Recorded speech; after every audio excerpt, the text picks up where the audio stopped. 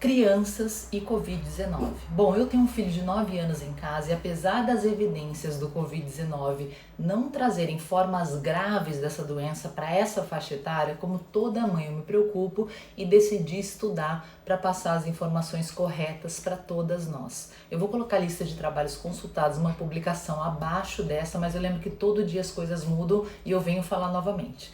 Primeiro, começo dizendo que existem sim evidências da passagem do Covid-19 de mulheres infectadas grávidas para os seus bebês, mas que nessas crianças elas não apresentaram forma grave da doença, se recuperaram muito rápido. Eu imagino que as grávidas do momento devem estar super preocupadas, mas essa por hora é uma boa notícia. Segundo, eu não encontrei trabalhos que provam a passagem do coronavírus através do leite materno. Então, por hora, se você se infectou e está amamentando, é possível continuar dando seu leite, desde que usando máscaras, mas não vai fazer mal para o seu bebê.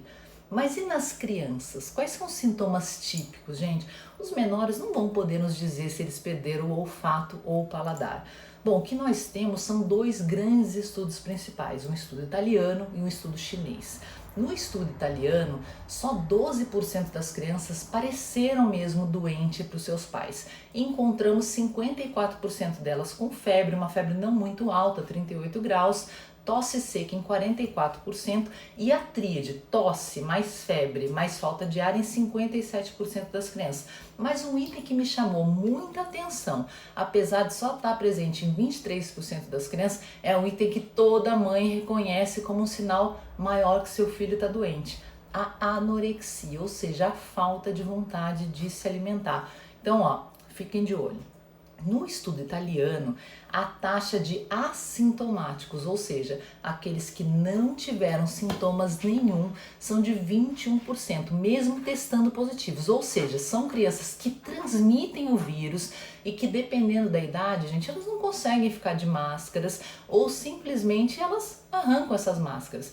Agora a gente vai definir o que são sintomas leves que foram encontrados em 58% das crianças italianas. São sintomas presentes geralmente em trato respiratório alto, coriza, espirros, dores de garganta, tosse. Somando isso, claro, dor no corpo, febre, dor abdominal, náuseas, vômitos. O mais importante é que durante o exame físico o pulmão está livre da doença. Vamos definir agora o que são sintomas moderados, que foram encontrados em 19% dessas crianças. Bom, nesse estágio o pulmão já está acometido, a gente pode ter tosse com catarro, uma febre mais baixa, mantém náuseas, diarreias, vômitos. Vamos lembrar que 4% das crianças podem apresentar só mesmo náuseas, diarreias e vômitos. E os sintomas severos são encontrados em 1% das crianças e consistem em febre e tosse, as mesmas náuseas, vômitos, diarreia, mas o que chama atenção é a oxigenação começa a cair. Nós percebemos o esforço respiratório, o aumento da frequência respiratória, que nós médicos chamamos de taquipneia. E medindo a saturação de oxigênio, a gente pode ver que ela está abaixo de 94%. Bom, nessa fase a febre costuma ser intermitente, ou seja, ela vai e volta. E temos ainda o que? Sintomas críticos, 1% das crianças em estado bastante grave, porém sem relatos de morte. Isso no segundo estudo italiano. Nessa fase, falta de oxigenação severa, danos cardíacos graves, possíveis danos neurológicos, os mesmos problemas de coagulação que encontrados nos adultos e problemas renais também. E a diferença do estudo chinês para o italiano é que no estudo chinês só 4% eram assintomáticos e 6% eles descreveram como severos e críticos e tiveram uma morte. Bom, eu volto a chamar a atenção pelo fato das crianças serem bastante assintomáticas ou sintomas leves, né? Tem muitos casos de sintomas leves, mas isso não exclui o fato delas serem grandes transmissoras. Elas passam a mão em tudo e, dependendo da idade, não aceita a colocação de máscaras ou mesmo de face shields, mesmo aqueles bonitinhos que parecem um chapeuzinho. Temos que lembrar que nos menores a transmissão por via fecal é importante e muitos adultos acabam se infectando ao fazer a limpeza do bumbum do neném. Por quê? Porque a contaminação através das fezes é prolongada, por vezes até por algumas semanas. Então, cuidado na hora de fazer a higiene dos nossos bebês, tá?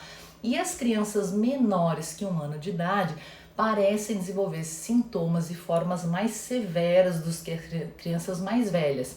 A possível razão disso é que o sistema imunológico mais imaturo nos menores faz com que elas adoeçam mais do que os mais velhinhos. Eu volto a ser chata aqui. Nossas crianças são super transmissoras e por isso o governo precisa ter um cuidado imenso, muito grande mesmo, na hora de pensar em reabrir as escolas, uma vez que elas vão acabar se contaminando por lá, com coleguinhas, com professores, e assintomáticos vão trazer a doença para as nossas casas, infectando os avós ou os do grupo de risco que estavam resguardados. Agora eu vou falar um pouquinho da doença de Kawasaki. Na verdade, já fiz um vídeo sobre isso, porque a doença de Kawasaki geralmente é deflagrada por inflamações virais, e inclusive já havíamos visto a presença aumentada dessa doença durante a pandemia do SARS-CoV-1, que foi de 2002 a 2004, com diversos trabalhos publicados. Ou seja, o aparecimento dela agora não é de todo uma surpresa, né? Os pediatras estão descrevendo aí, mas eles já sabiam que isso podia acontecer. Bom, para quem quer assistir a esse vídeo completo, ele está aqui mesmo nas nossas redes sociais, mas somente para lembrar, doença de Kawasaki é uma vasculite onde as artérias ficam inflamadas, tanto as grandes artérias quanto as pequenininhas. Acometendo dos vasos grandes, a gente pode ter doença no coração, levando à formação de aneurismas, são fraquezas na parede dessas artérias, formando sacos cheios de sangue que podem se romper. A gente pode ter um quadro de doença isquêmica, inclusive com infarto do miocárdio em criança, que pode ser fatal sim, e a inflamação também das pequenas artérias. Vamos relembrar sintomas: conjuntivite bilateral, eritema na boca ou dor de garganta, vermelhão, inclusive com o aparecimento da língua em morango, onde a língua fica tão vermelha, as papilas gustativas ficam inchadas, parecem sementes de um morango. Febre persistente, geralmente por mais de 5 dias. Manchas rosa-avermelhadas por todo o corpo, que nós chamamos de rash cutâneo. Manchas nas palmas das mãos e dos pés. Aumento dos gânglios linfáticos na região do pescoço, na região cervical.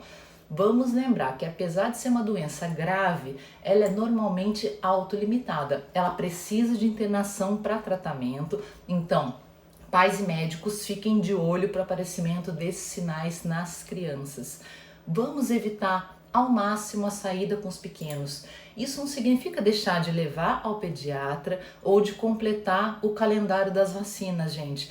Mas supermercados, farmácias, pracinhas não são o melhor lugar para a gente levar nossos filhos, especialmente agora, quando a gente está vivendo o platô da doença, ou seja, maior número de casos e de mortes diariamente.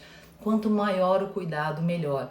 Eu costumo dizer que nós já estamos no meio da tempestade, não tem como voltar atrás. Então é continuar seguindo em frente com coragem, pois a gente vai passar por tudo isso e vai vencer essa doença. Um beijo enorme a todos e até o próximo vídeo.